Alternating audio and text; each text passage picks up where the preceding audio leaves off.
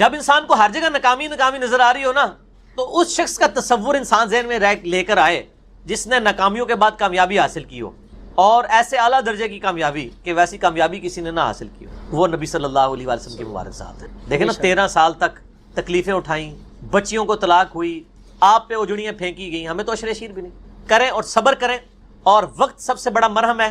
Fit in the system, جو آپ کو اللہ نے حالات و واقعات دیے نا، اس میں بیسٹ پرفارم کرنے کی کوشش کریں۔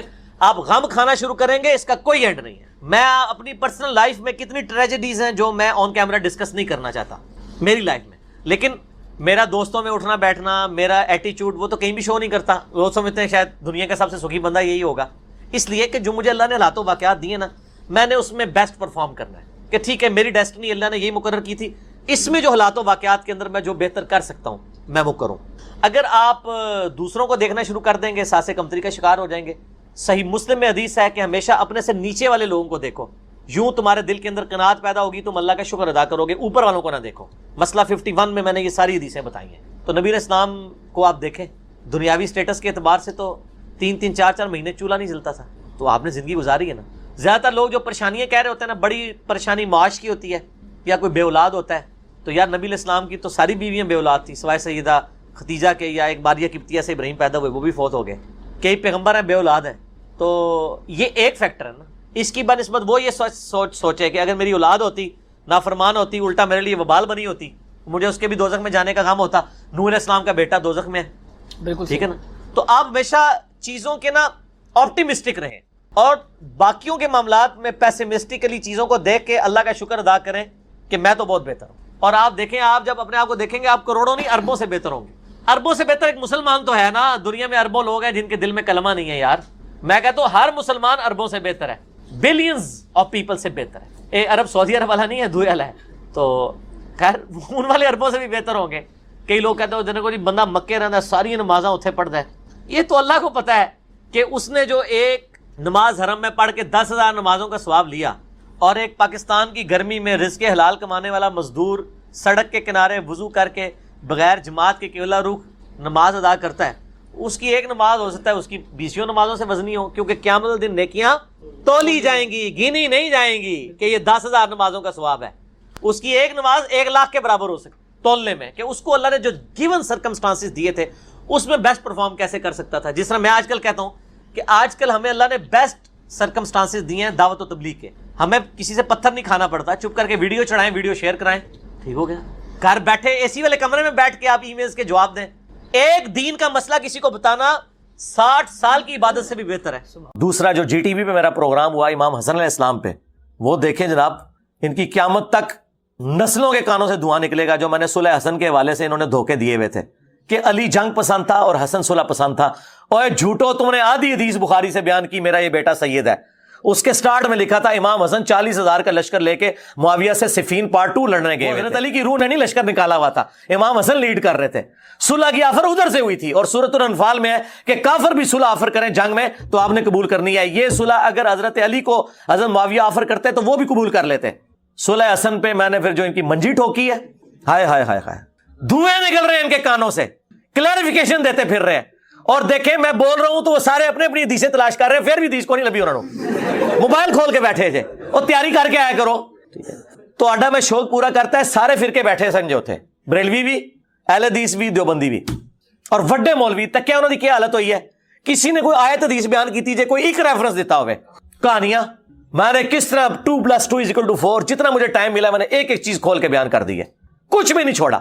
یہ پروگرام ان کی علمی موت ہے، اور میں نے ان کے پروڈیوسر سے وعدہ لیا تھا یہ پروگرام بغیر کٹنگ کے چلانا ہے، اگرچہ انہوں نے ایک جگہ تھوڑی سی کٹنگ کی ہے، بہرحال میجورٹی پورشن ہمارا پہنچ گیا اللہ کے فضل سے۔ اون تسی نہ لو صلح حسن دا، پہلے تے کربلا تو انہوں ہانٹ کر دی سی، اور صلح حسن ہانٹ کرے گی انشاءاللہ تعالی، کیونکہ میں نے بتایا پھر حسن کے قتل کے بینیفیشری کون ہے۔ حسن کو زہر کن لوگوں نے دلوایا ہے، کن لوگوں نے حسن پہ جھوٹ باندھا کہ 120 شادیاں اس نے کی ہوئی تھی، نعوذ باللہ، سب کچھ پول کھول دیا، اور یہ بھی پول کھول دیا کہ کبھی بھی اہل بیت کی عظمت بیان نہیں کر سکتے۔ دیکھیں ان سے بات اہل بیت کی ہو رہی ہے، وہ صحابہ کرام کا ذکر کر رہے ہیں، تو پھر اہل بیت کا ذکر کب ہوگا؟ فضائل صحابہ کانفرنس میں بھی صحابہ کا ذکر، فضائل اہل بیت میں بھی صحابہ کا ذکر، تو اہل بیت کا ذکر کہاں ہونا ہے؟ یہی تو ہم کہتے ہیں آپ میں بغض ہے۔ اور میں نے فی البدی 9 حدیثیں اور 3 آیات اور ان کے کانٹیکسٹ میں ٹوٹل 12 کا پیکج میں نے 4-5 منٹ میں بیان کر دیا. اور اس کے بعد جو یہ صلح حسن پہ اور باقی ساری گفتگو میں نے جو کی وہ آپ یوٹیوب پہ جا کے دیکھ لیں. اس کے بعد یہ کوئی قابل ہے کہ بیٹھ سکیں دوبارہ؟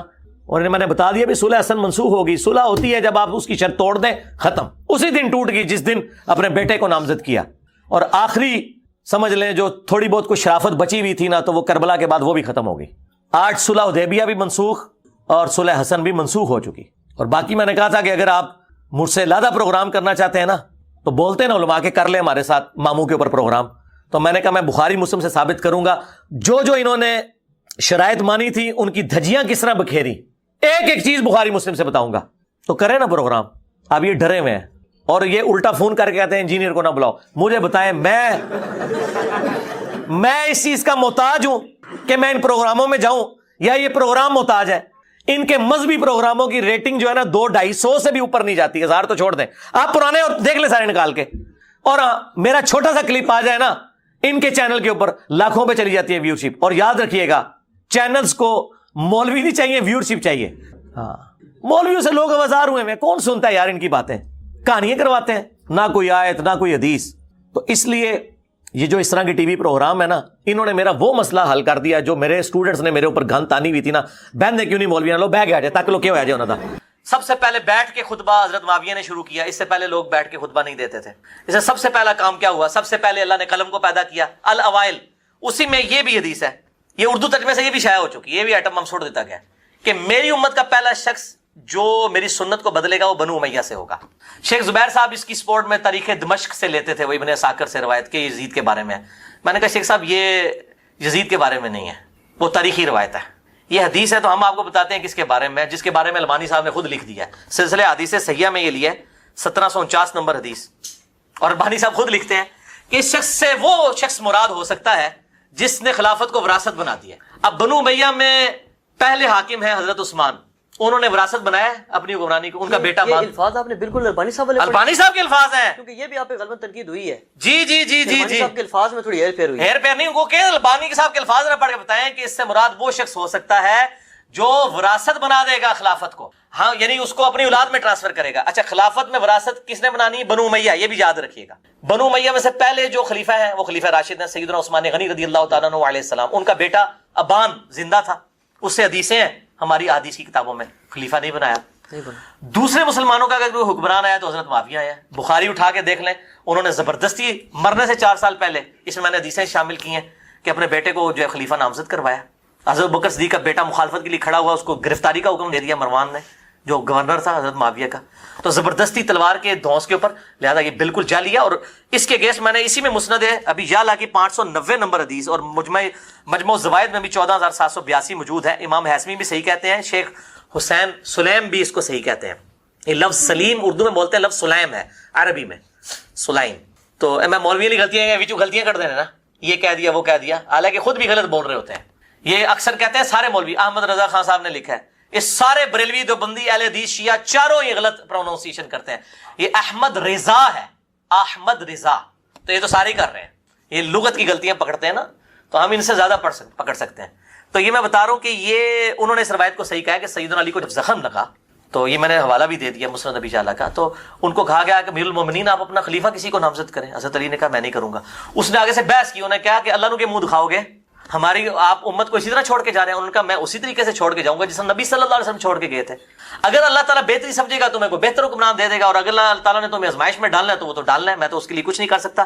میں جو ہے وہ اللہ تعالیٰ کی بارگاہ میں اس طریقے سے مجرم نہیں بننا چاہتا ہوں اپنے اوپر کو بار لے کے.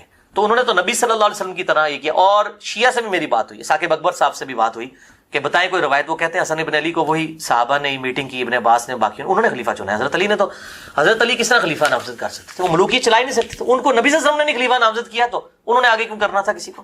کہتے ہیں جی علی لالچ رکھتے تھے خلافت کی, نعوذ باللہ من ذالک. اور وہ بخاری سے حدیث لے کے آتے ہیں, میں نے 55 میں بتایا کہ ابن عباس بن عبد المطلب نے کہا کہ علی آؤ نبی صلی اللہ علیہ وسلم سے خلافت کے بارے میں پوچھ لیتے ہیں, کیونکہ یہ مجھے نہیں لگتا آپ صلی اللہ علیہ وسلم اب اس بیماری سے زندہ بچیں گے. تو حضرت علی نے کہا کہ میں نبی صلی اللہ علیہ وسلم سے کبھی بھی خلافت کی ڈیمانڈ نہیں کروں گا, کیونکہ اگر اللہ کے نبی نے اس کا انکار کر دیا تو آپ صلی اللہ علیہ وسلم کی امت کبھی بھی بنو ہاشم میں کسی کو خلیفہ نہیں بننے دے گی. یعنی یہ بھی ڈر تھا. حضرت علی مینٹالٹی سمجھتے تھے, نبی صلی اللہ علیہ وسلم کی. جو امین احسن اصلاحی اور غامدی صاحب لفظ استعمال کرتے ہیں نا مزاج رسول سے آشنا, میں کہتا ہوں مزاج رسول سے سب سے زیادہ آشنا سیدنا علی رضی اللہ تعالیٰ عنہ. اچھا اس میں مجھے ضمن ایک بات یاد ہے, مجھے اگلے دن ایک اہل تشیع بھائی نے کال کی, سنی بھی اکثر پوچھتے ہیں کہ حضرت علی اتنے عرصہ ساتھ رہے, ان سے حدیثیں کم ہیں اور حضرت ابو ہریرہ سے زیادہ ہے فلاں سے. میں بتا دوں اللہ کے بندو, حضرت علی سے صرف کام نہیں ہے, حضرت ابوبکر سے بھی حدیثیں کم ہیں, حضرت عمر سے بھی کم ہے. حضرت علی سے حدیثیں کم اس لیے ہیں کہ ان کو حدیثیں بیان کرنے کی ضرورت ہی نہیں تھی, وہ خود سراپا سنت تھے, وہ خلیفہ راشد تھے, وہ کوئی ریکارڈ کیپر تو نہیں تھے نا. یہ تو ریکارڈ کیپنگ والا کام ہے نا, جو ٹرانسلیشن آگے امت تک پہنچایا. وہ تو خود چلتے پھرتی چیز تھے. صحیح بخاری اٹھا کے دیکھیں کہ جب سیدنا علی خلیفۃ المسلمین تھے, وہ کوفے میں نماز پڑھنے کے بعد چبوترے پہ بیٹھ کے شام تک لوگوں کو مسائل بتایا کرتے تھے. اور اسی میں حدیث ہے بخاری کی جو ڈاکٹر طاہر قادری صاحب نے دھرنے میں سنائی جب انہوں نے کھڑے ہو کے پانی پیا. وہ حدیث وہی, اس کے الفاظ ہی ہیں کہ حضرت علی چبوترے پہ بیٹھتے تھے. ایک دن انہوں نے وضو کیا, لوگوں کو وضو کا طریقہ سکھایا, صحیح بخاری میں, اور اس کے بعد وضو کا بچا ہوا پانی کھڑے ہو کر پیا, اور کہا کہ میں نے دیکھا ہے کہ تم میں سے کچھ لوگ کھڑے ہو کے پانی پینے کو معیوب سمجھتے ہیں, جبکہ میں نے نبی صلی اللہ علیہ وسلم کو اس طرح بھی پانی پیتے ہوئے دیکھا ہے. تو وہ تو سراپے سنت تھے. حضرت علی ہوں, حضرت ابوبکر ہوں, عثمان ہوں, حضرت عمر ہوں, وہ سراپا سنت تھے. اگر ان سے کہیں پر غلطی ہوتی تھی نا تو پبلکلی پوائنٹ آؤٹ ہو جاتی تھی. عام صحابی غلطی کرے وہ پوائنٹ آؤٹ نہیں ہوتی, لیکن حکمران جب غلطی کرتا ہے پوائنٹ آؤٹ ہوتی ہے. حضرت عمر نے جب حجۃ تمتع پہ پابندی لگائی ہے پوائنٹ آؤٹ ہوئی ہے. حضرت عثمان نے بھی لگا دی تھی, یہ چھپاتے ہیں, بخاری مسلم دونوں میں حدیث ہے. حضرت عثمان نے جب حجۃ تمتع پہ پابندی لگائی تو حضرت علی نے حضرت عثمان کو خط لکھا, جو بخاری اور مسلم دونوں میں اس خط کا متن ہے کہ میں آپ کی وجہ سے نبی صلی اللہ علیہ وسلم کی سنت نہیں چھوڑ سکتا.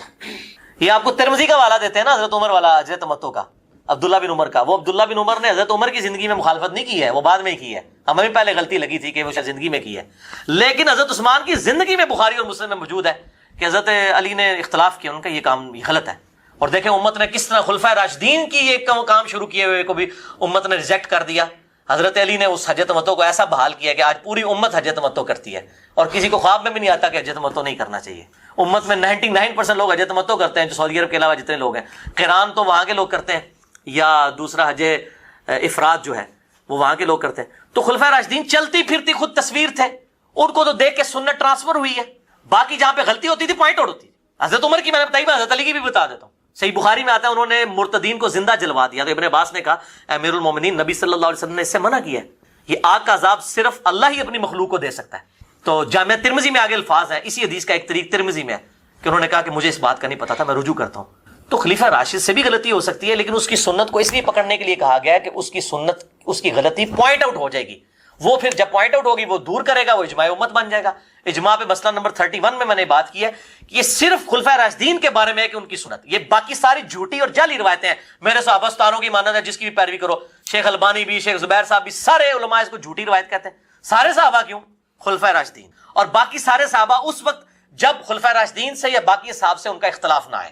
جب اختلاف آئے گا پھر جمہور کی رائے دیکھی جائے گی, وہ بھی ہیں, لیکن اس صورت میں اجماع صحابہ جو ہے وہ چل. اور خلیفہ راشد جب کرے گا تو اجماع صحابہ ہوگا. انڈیویجولی تو صحیح بخاری میں آتا ہے عبداللہ ابن مسعود نبی صلی اللہ علیہ وسلم کی وفات کے بعد بھی تطبیق کرتے تھے, رکوع میں ہاتھ یوں باندھتے تھے. باقی صحاب جو ہے اور تابعین کو مارتے تھے جو گھٹنے پہ ہاتھ رکھتے تھے. پھر سعد ابن ابی وقاص کے الفاظ ہیں مسلم میں کہ ہمارے بھائی ابن مسعود کو نہیں پتا, یہ منسوخ ہو چکا ہے. ٹھیک ہے, تو اس طریقے آپ کو کہنے جی وہ اس طریقے سے ابن مسعود کے بارے میں بخاری میں آتا ہے وہ علی نبی پڑھتے تھے, السلام علیکم ایھا النبی کو, لیکن امت نے نہیں اس کو ایکسیپٹ کیا. خود انہوں نے بھی جو تشہد سکھایا وہ ایھا النبی, یہ ان کا تفرد ہے, امت نے نہیں ایکسیپٹ کیا. کیونکہ آپ صلی اللہ علیہ وسلم کی زندگی میں بھی جو لوگ مدینے میں مسجد نبی میں پڑھتے تھے ان کے لیے تو ایھا النبی ثابت ہو گیا, لیکن جو مکے میں پڑھ رہے تھے وہ علی النبی پڑھتے تھے. ایھا النبی نہ, یہ تو واقعہ معراج کا یہ وہ قصیدہ ہے جو لوگ کہتے ہیں نہیں واقعہ معراج کی گفتگو جھوٹ ہے, کہیں بھی نہیں لکھا ہوا کسی حدیث میں. یہ تو نبی صلی اللہ علیہ وسلم نے بخاری اور مسلم میں آتا ہے کہ قرآن کی آیات کی طرح تشہد تعلیم فرمایا امت کو. تو یہ السلام علیکم ایھا النبی سے کوئی حاضر و ناظر ثابت نہیں ہوتا, یہ ہمارا سلام ہے. بخاری مسلم کے الفاظ ہیں, جب تم پڑھو گے اللہ تمہارا سلام پہنچا دے گا. اگلے الفاظ نہیں ہے بریلوی پڑھ کے سناتے ہیں کہ اللہ پہنچا رہا ہے, ہم بالکل یا رسول اللہ پڑھ رہے ہیں نماز کے اندر, پہنچاتا ہے اللہ تعالیٰ.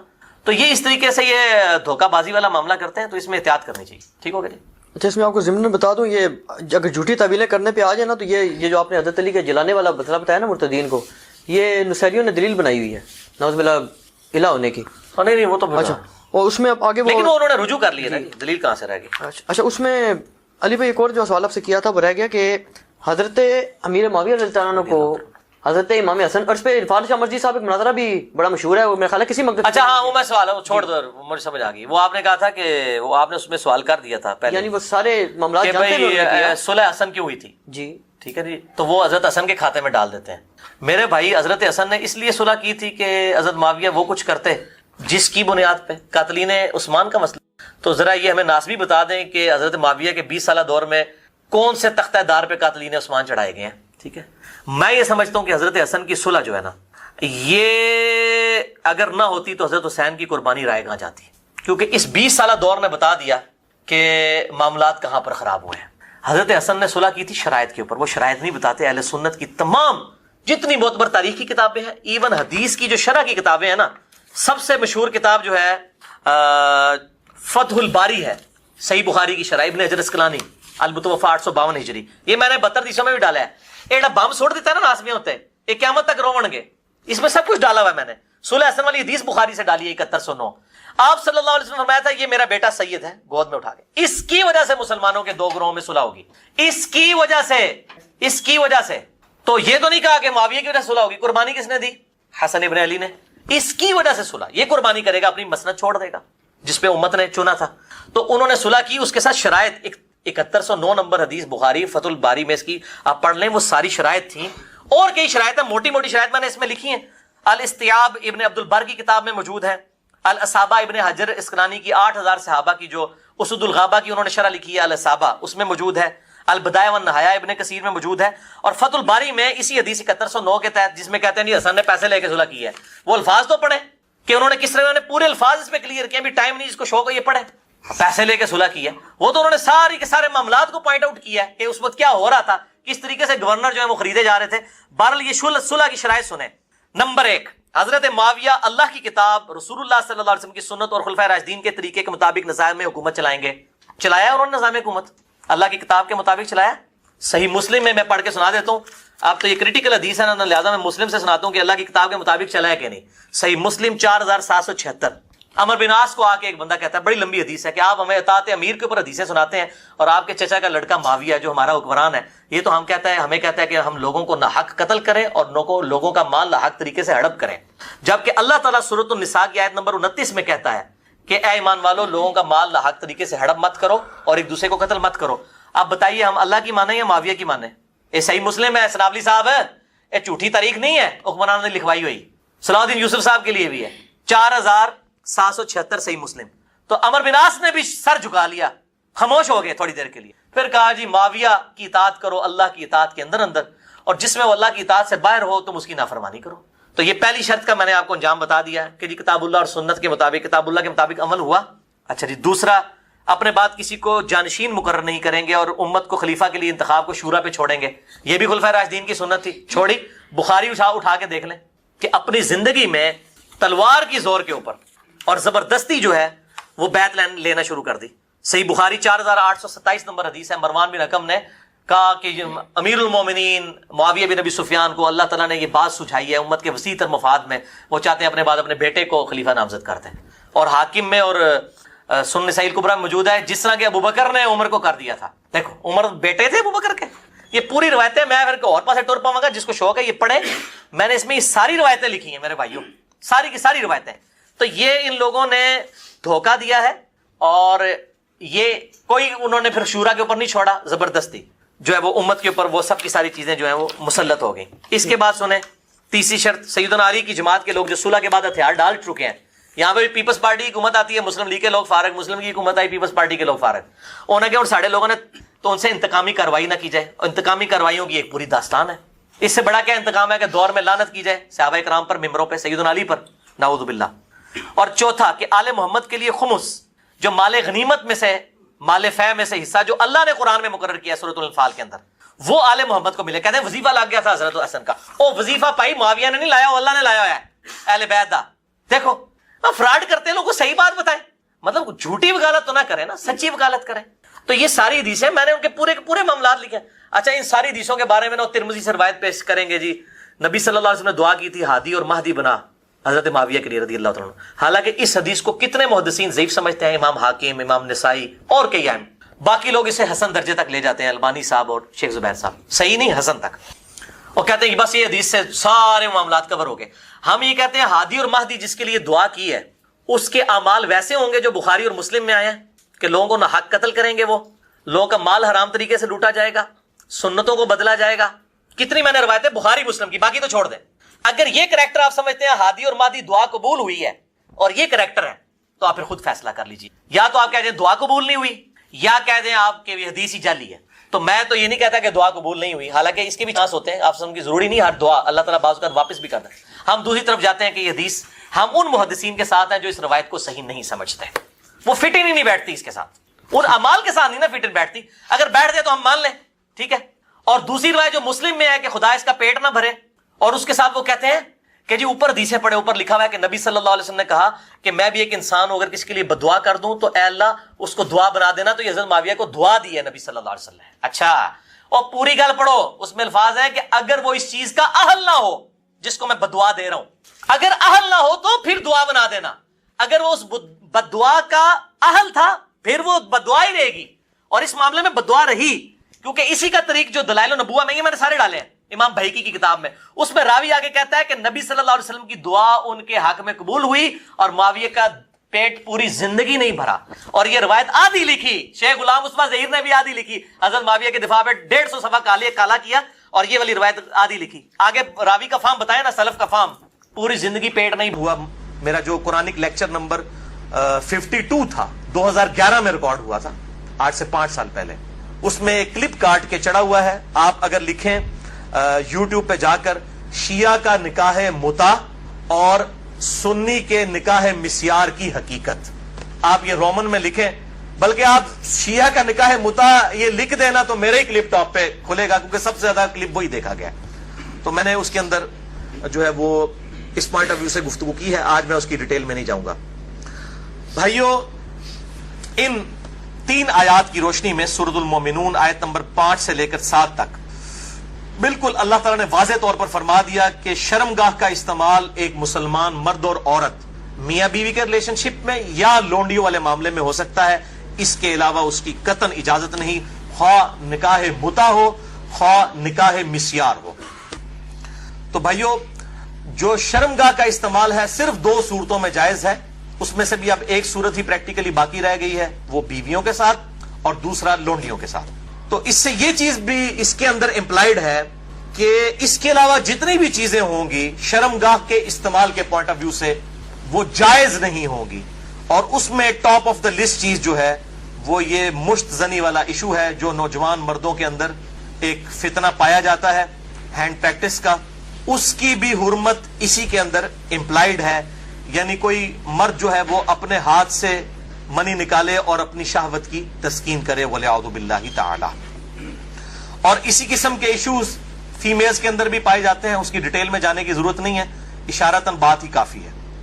تو اسی کانٹیکسٹ میں بعض علماء کی طرف سے, آج کل کے کچھ جدید علماء ہیں, ان کی طرف سے فتاوی اور کچھ بزرگوں کے فتاوی پیش کیے جاتے ہیں, وہ سب کے سب بے سند اور فضول قسم کے فتاوی ہیں. کوئی بھی فتویٰ جو کتاب و سنت کے واضح دلائل کے اگینسٹ ہوگا وہ قطعاً ایکسیپٹیبل نہیں ہوگا, خواہ وہ کسی بڑے سے بڑے امام کا ہو, بڑے سے بڑے فلاسفر کا ہو, بڑے سے بڑے عالم دین کا ہو. اور اسلام کا ایک مزاج ہے حیا کے پوائنٹ آف ویو سے, وہ ہر مسلمان کو پتا ہے, اس میں قطعاً کوئی گنجائش نہیں بنتی اس قسم کے کوئی برے فعل کی کہ کوئی شرمگاہ کے ساتھ اس طریقے سے کھیلے. تو یہ جو شرمگاہ والا معاملہ ہے اور مشت زنی والا جو ایشو ہے, میرے بھائیوں, یہ نہ صرف حرام ہے یا چلے کوئی احتیاط کے اندر الفاظ استعمال کریں تو مکروہ تحریمی, بلکہ یہ گناہ بھی ہے, اور گناہ کبیرہ زنا کی طرف لے جانے والا ہے. اس سے روزہ بھی ٹوٹ جائے گا, اور روزے کا کفارہ بھی وہ سخت والا 60 روزوں والا ادا کرنا پڑے گا, اور ظاہر ہے کہ غسل بھی فرض ہوگا, اور کسی نہ کسی درجے میں یہ ہاتھوں اور دل کا زنا بھی ہے, وَلِعَوْذُ بِاللَّهِ تَعَالَى. چنانچہ اسی کانٹیکسٹ میں ایک بڑی کریٹیکل حدیث ہے, صحیح بخاری اور صحیح مسلم کی متفقن علیہ حدیث ہے. صحیح بخاری میں 6612, صحیح مسلم میں 6754, اور مشکات میں بھی 86 نمبر پہ یہ حدیث موجود ہے کہ آپ صلی اللہ علیہ وسلم نے فرمایا کہ آنکھ کا زنا دیکھنا ہے, کانوں کا زنا سننا ہے, بے حیائی کی باتیں سننا. زبان کا زنا بولنا ہے، فحش گفتگو کرنا، ہاتھوں کا زنا پکڑنا ہے، ٹانگوں کا زنا چل کر جانا ہے، اور نفس تمنا اور آرزو کرتا ہے اور شرمگاہ اس کی تصدیق کر دیتی ہے، وَلِعَاذُ بِاللَّهِ تعالی۔ تعویل خاص کے اعتبار سے تو یہ زنا کے بارے میں ہے، تعویل عام میں ہینڈ پریکٹس والا جو مشت زنی کا ایشو ہے وہ بھی اسی کے اندر داخل ہے، وَلِعَاذُ بِاللَّهِ تعالی۔ اب ظاہر ہے کہ اگر اس قسم کی بیماری میں کوئی شخص مبتلا ہے، اس کا علاج کیا ہے؟ توبہ کرے اور اللہ کی طرف رجوع لائے، اور اللہ تعالیٰ نے اس حوالے سے ایک نیچرل پروسیس بھی رکھا ہوا ہے، یعنی مردوں کے لیے خصوصاً احتلام کا، نائٹ فال کا ایشو ہے کہ جو ایکسیسو اس طرح کی جو انسان کے جسم کے اندر مادے بنتے ہیں وہ آٹومیٹکلی ایک فزیکل فینومینا آف نیچر کے تحت نکل جاتے ہیں۔ بہرحال اپنی شہوت کو کنٹرول کرنے کے لیے آپ صلی اللہ علیہ وسلم نے علاج تجویز فرمایا، سب سے بڑا علاج، اور وہ ہے نکاح۔ اور اگر نکاح نہ ہو تو پھر کیا علاج؟ اگر آج کل کے فلاسفرز اور ان جو سو کالڈ بزرگوں کے فتوے مانے جائیں تو وہ تو کہتے ہیں کہ جی آپ نعوذ باللہ جو ہے وہ مستزنی کر لیں، یہ علاج ہے۔ نبی صلی اللہ علیہ وسلم نے یہ علاج تجویز نہیں فرمایا۔ صحیح بخاری اور صحیح مسلم کی متفقن علیہ حدیث ہے، بخاری میں 5066 اور مسلم میں 3398 اور مشکات میں بھی موجود ہے 3080 نمبر۔ آپ صلی اللہ علیہ وسلم نے فرمایا، اے نوجوانوں کے گروہ، تم میں سے جس کے پاس استطاعت ہے وہ نکاح کرے، یعنی جو فائنینشلی سپورٹ کر سکتا ہے، جس کے پاس اتنا خرچہ ہے کہ معاملات کو لے کر چل سکتا ہے۔ یہ فائنینشلی میں کیوں کر رہا ہوں؟ وہ حدیث کے الفاظ اس کی حفاظت کر رہے ہیں۔ اگر کوئی شخص استطاعت نہ رکھتا ہو، اسی حدیث میں آتا ہے آپ صلی اللہ علیہ وسلم نے فرمایا، تو اس شخص کو چاہیے کہ وہ روزے رکھے، یہ روزے رکھنا اس کی شہوت کو ٹھنڈا کر دیں گے۔ اور اسی حدیث میں الفاظ ہیں کہ آپ صلی اللہ علیہ وسلم نے فرمایا، اگر تمہیں استطاعت ہو تو شادی کرو، نکاح کر لو۔ شادی کرنا نگاہوں کو نیچا کرتا ہے اور شرم گاہوں کی حفاظت کا ذریعہ ہے، اور جو شادی کی استطاعت نہ رکھے یعنی فائنینشلی، یہ تو نہیں ہے کہ وہ نہ مرد ہے، نہ مرد ہوتا تو آپ صلی اللہ علیہ وسلم نکاح کا تو نہ کہہ رہے ہوتے، جو شادی کی استطاعت